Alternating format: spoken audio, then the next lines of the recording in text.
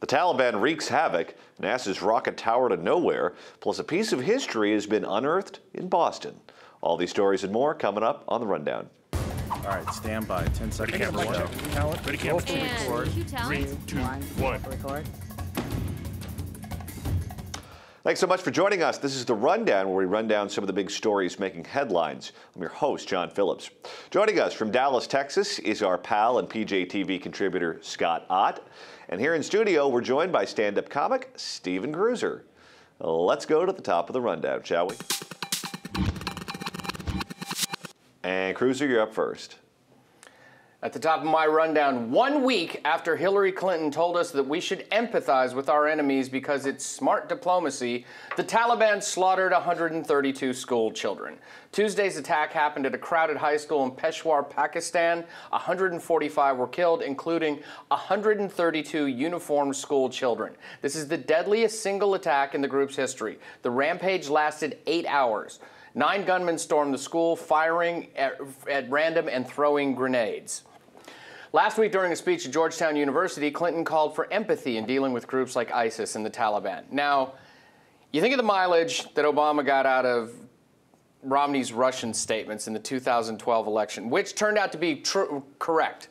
Sure. And were not egregiously wrong or even provably wrong at the time. Now, this is a woman who is Secretary of State. She wasn't the housefrau. She wasn't home listening to Tammy Wynette, who we know she doesn't like. She was Secretary of State. She says this a week after that, and yet the only place I saw it yesterday was you, me, and a couple maybe other conservative. How in this 21st century media era are we not able to tie her statements to this right away and at least force coverage outside of the conservative blogosphere?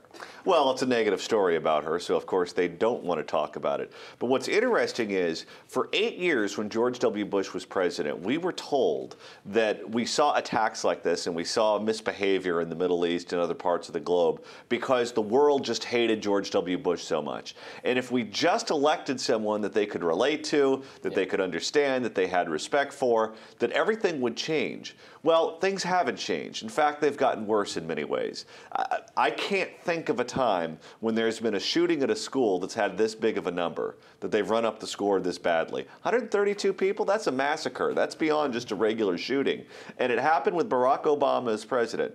So that was a false narrative that they put together. Hillary is going to have to try to come up with some narrative where she's friendlier or she's going to be more well-liked around the world than whoever the Republican nominee is going to be. So she's going to have to play that up. But we learned last time around it doesn't work. It's not true. She can't tie herself to her own tenure at state. She can't tie herself to President Obama's policies. This is ridiculous. Scott Ott, do you think that this, because this is so stunningly, off base here, that she wants to be the leader of the free world and she says something like this and a week later something this awful happens. Do you think this will still have some legs come 2016 during the general? Let me step back from the political question for a second and point out something. There were 1,000 kids in this school. 1,000 kids in this school. The fact that 132 are dead is amazing given what these killers intended to do. These terrorists wanted to rack up the body count as much as possible. One student, who was the only student who survived in his classroom, said that one of these guys walked around the classroom shooting children in the head, and every time he did it, he said, Allahu Akbar, Allahu Akbar, bang, Allahu Akbar, bang. This is the kind of people we're dealing with.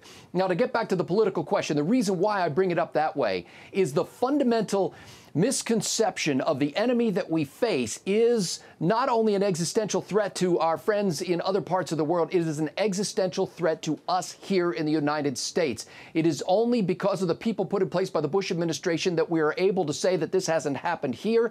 If we let somebody like a Hillary Clinton or any of her cronies who think that somehow we have to be empathetic with these people, if we let them in a position of power, they will strip our defenses and we will be talking about American school children. this is, I think, more indicative of how awful a candidate she is right now, because she goes out and you can tell she's saying prepackaged little words that are given to her now. They're not letting her be extemporaneous at the moment. She accepted an award yesterday, and all Black Lives Matter, Black Lives Matter, Black Lives. She's like this puppet right now, and I think that between now and then, the more they let her talk, the more ammunition somebody in right-of-center media will have for whomever she faces in the eventual election. Well, it doesn't even have to be someone in the right-of-center media. Look at how bad her book tour was. Yeah. The minute that she goes off the script, the minute that people start asking her questions, the whole thing comes falling apart.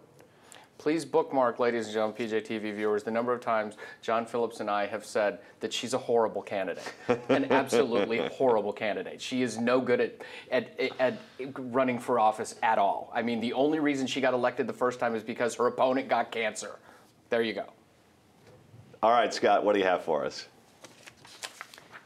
Well, at the top of my rundown, NASA's $350 million ghost tower in Mississippi. Actually, it's a giant vacuum chamber built to test a rocket to Mars. But the Constellation program was canceled by President Obama. Nevertheless, our friends in Congress kept the funding going, and construction eventually was sort of completed. The project cost $349 million, which was about 3 times what it was originally forecast, and it would still take a couple of more years, believe it or not, to make it operational. While it's in mothballs, it still costs about $700,000 to maintain it, even though it's not being used.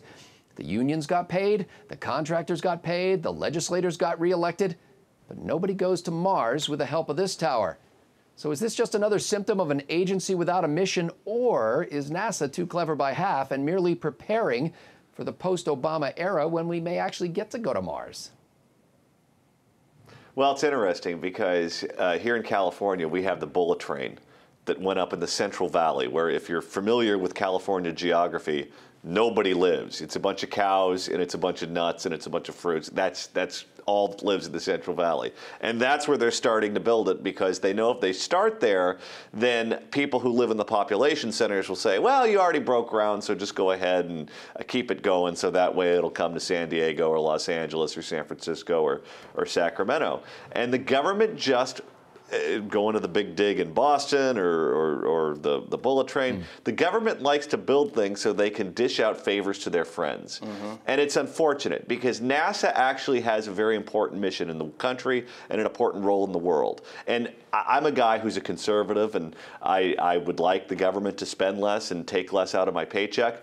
But if the government is going to spend on something, I think NASA is a worthy program. I like space. I like the technology and the science that we learn from space exploration. And when they do this and they tarnish the image of such a worthy program and people who have devoted their lives to the advancement of the sciences, it really upsets me.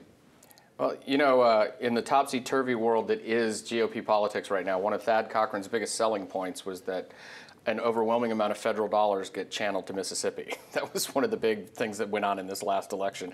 And this tower, one of my problems with NASA right now, I'm with you. I want NASA to be the NASA that you want it to be right now. However, we've had a good 20 years right now finding out what a bureaucratic nightmare it is, and supposedly they're on mission to change that. And there have been there have been here and there have been some heads rolling, there were some fundamental changes, but not enough fundamental changes to really do anything there, because if you're in my camp, the bureaucracy is inherently inefficient right now.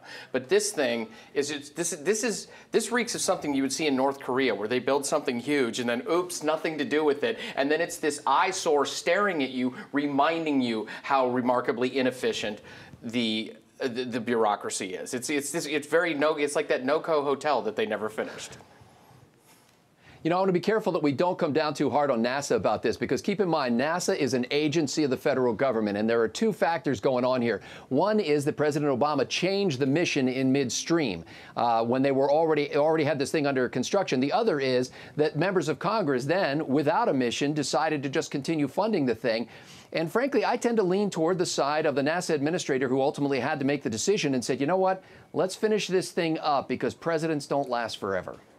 That's true, but Obama has also mucked up the mission of NASA itself. I believe the guy's name is Charles Bolden, who runs the department. Yeah. When he took over, he gave an interview where he said that President Obama said that his #1 priority as the administrator of NASA is to make Muslims feel good about themselves. If that's what you're trying to do, I'm not making it up. He actually said that. If that's what you're doing when you're running NASA, you don't have a mission. Anytime an American rocket does not take off, NASA or Muslims feel good, I think. There, see? See, you say this president couldn't get anything done. Moving on to the top of my rundown, nearly half of all Americans believe that torture is okay during interrogations. Let's go ahead and break the numbers down from a new CBS poll. About 70% of Americans consider waterboarding to be an act of torture. Half of those polled said such tactics are justified. About 60% say these actions can lead to information to prevent terrorist attacks.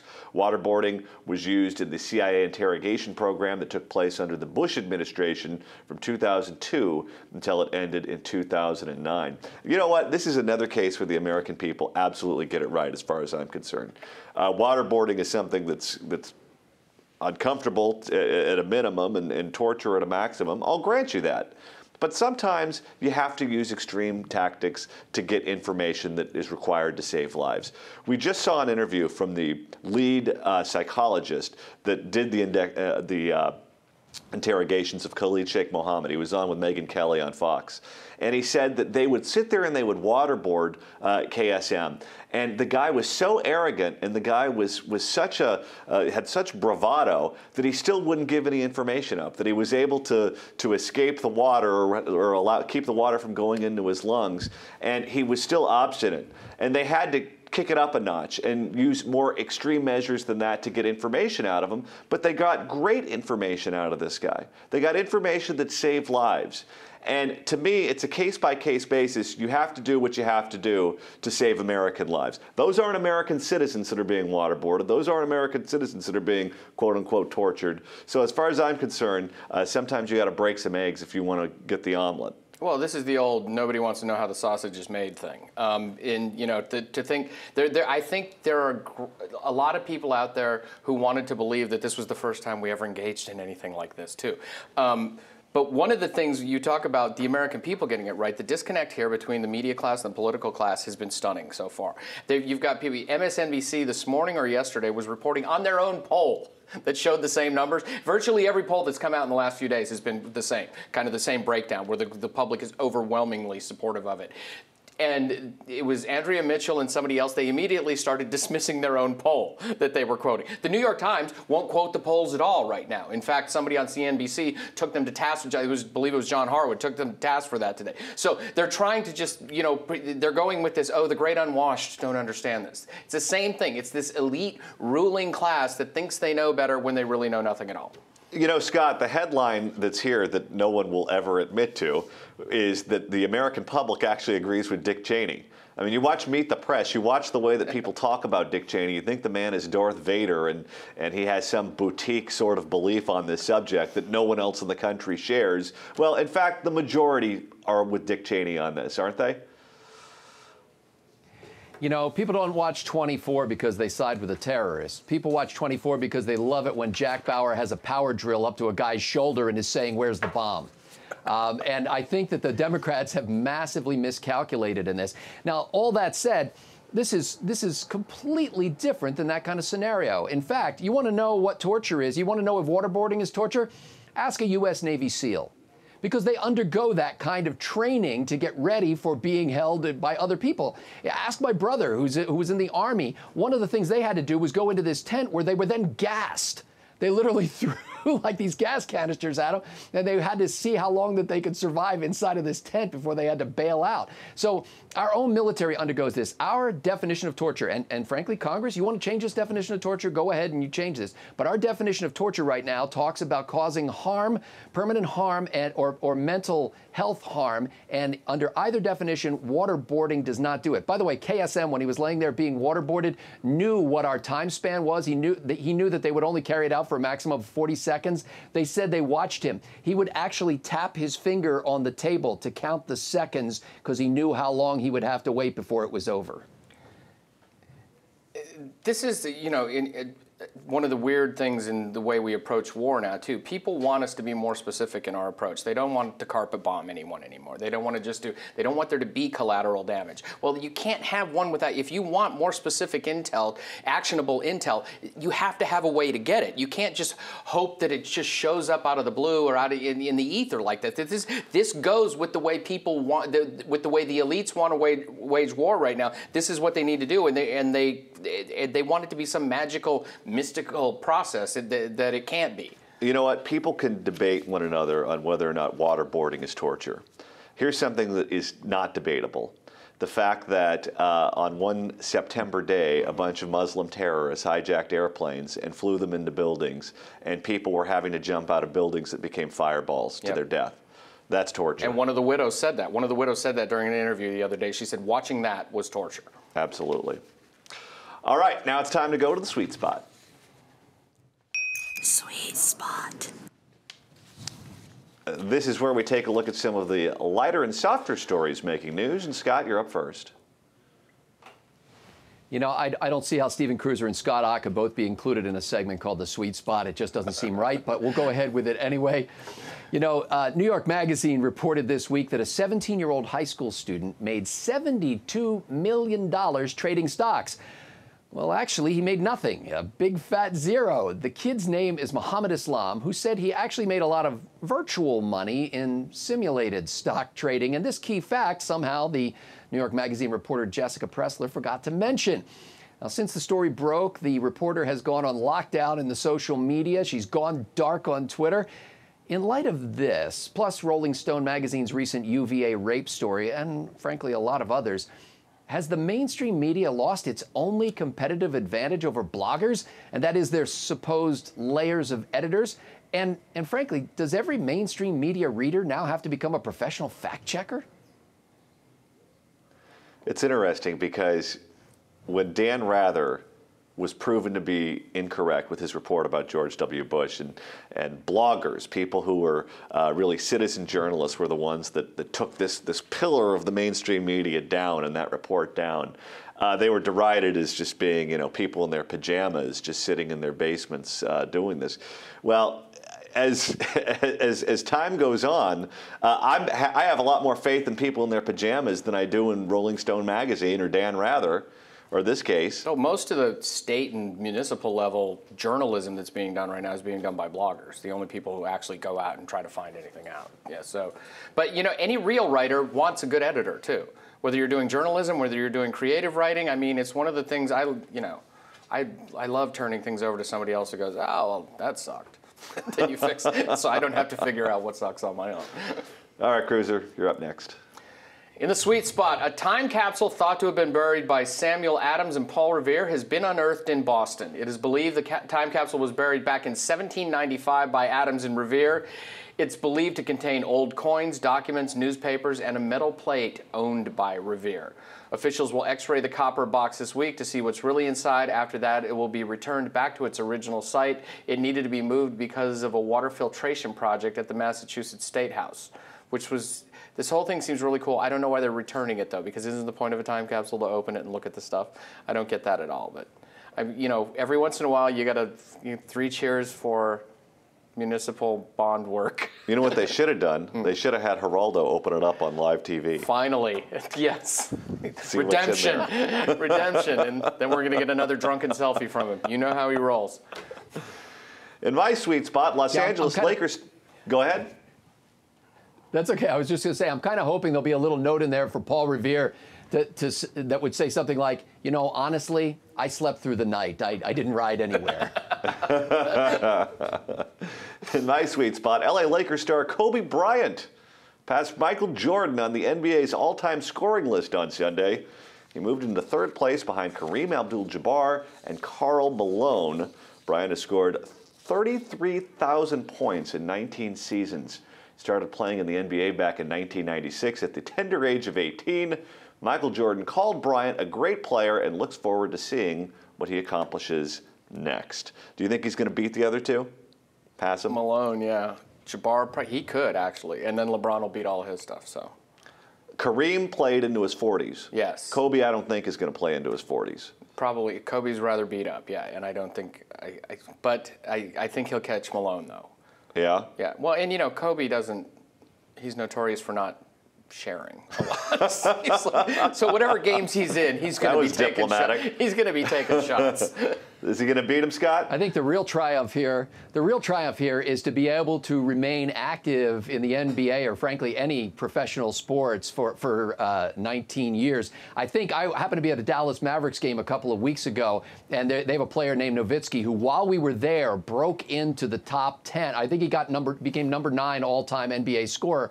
And when they said he had been there for 17 years, all I could think of was, oh, my aching knees. Yeah. Dave Chung, our technical director, just came in my ear and said that it'll take Kobe Bryant approximately 35 more visits to Denver before he passes Bill Cosby. Oh, my. Which is something that I didn't see in the ESPN article. My. That's Dave Chung. That's why we don't let the director talk, right there. That's why he's not on the show. That's going to do it for today's show. What do you think about New York Magazine's bogus story on the teen stock trader? And what about NASA's multi-million-dollar tower to nowhere? Be sure to leave your comments in the comments section below. I'm John Phillips for Stephen Cruiser, joining me here in Los Angeles, and Scott Ott in Dallas, Texas. Thanks so much for watching The Rundown.